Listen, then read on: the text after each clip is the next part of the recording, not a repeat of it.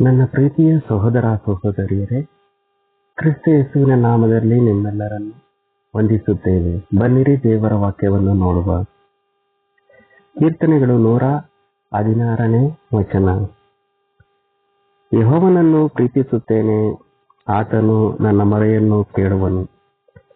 ಅವನು ನನ್ನ ವಿಜ್ಞಾಪನೆಗೆ ಕಿವಿಗೊಡುತ್ತಾನೆ. ಜೀವದಿಂದಿರುವವರೆಗೂ ಆತನನ್ನೇ ಪ್ರೀತಿಸುವೆನು. ಮರಣಪಾಶಗಳು ನನ್ನನ್ನು ಸುತ್ತಿಕೊಂಡಿದ್ದವು, ಮರಣ ವೇದನೆಗಳು ನನ್ನನ್ನು ಹಿಡಿದಿದ್ದವು. ಚಿಂತೆಯಲ್ಲಿಯೂ ಇಕ್ಕಟ್ಟಿನಲ್ಲಿಯೂ ಬಿದ್ದು ಹೋಗಿದ್ದೇನೆ. ಆಗ ಯೆಹೋವನ ಹೆಸರು ಹೇಳಿ, ಯೆಹೋವನೇ ಕೃಪೆ ಮಾಡಿ ನನ್ನ ಪ್ರಾಣವನ್ನು ರಕ್ಷಿಸು ಎಂದು ಪ್ರಾರ್ಥಿಸಿದೆನು. ನಮ್ಮ ದೇವರು ಕನಿಕರವುಳ್ಳವನು. ಯೆಹೋವನು ಸಾಧು ಜನರನ್ನು ಕಾಪಾಡುವವನು. ಕುಗ್ಗಿ ಹೋದವನಾದ ನನ್ನನ್ನು ರಕ್ಷಿಸಿದನು.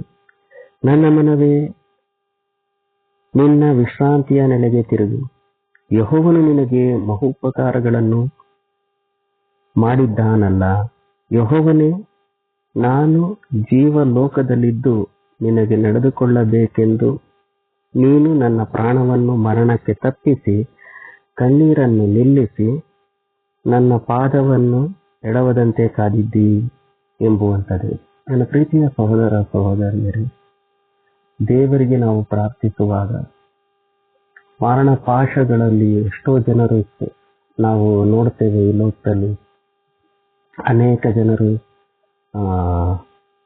ಹಾಸ್ಪಿಟ್ಲಿನಲ್ಲಿ ಅನೇಕ ರೋಗದಿಂದ ಬಳಲುತ್ತಿರುವಾಗ ಅವರು ನಂಬಿಕೆಯಿಂದ ಮಾಡಿದಂಥ ಪ್ರಾರ್ಥನೆಗಳು ವೈದ್ಯಕೀಯ ಲೋಕವನ್ನೇ ಬೆಚ್ಚಿ ಬೀಳಿಸಿದೆ.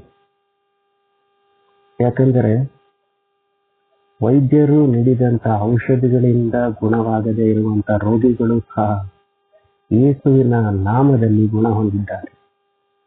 ಆದುದರಿಂದ ನಾವು ನಂಬಿಕೆಯಿಂದ ಮಾಡುವಂಥ ಪ್ರಾರ್ಥನೆ ದೇವರು ಕೇಳುವಾತನಾಗಿದ್ದಾನೆ.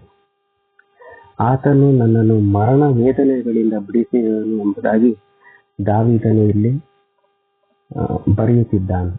ಆದುದರಿಂದ ನಾವು ಆತನನ್ನು ನಂಬುವ. ದೇವರು ನಮ್ಮನ್ನು ಆಶೀರ್ವದಿಸಲಿ.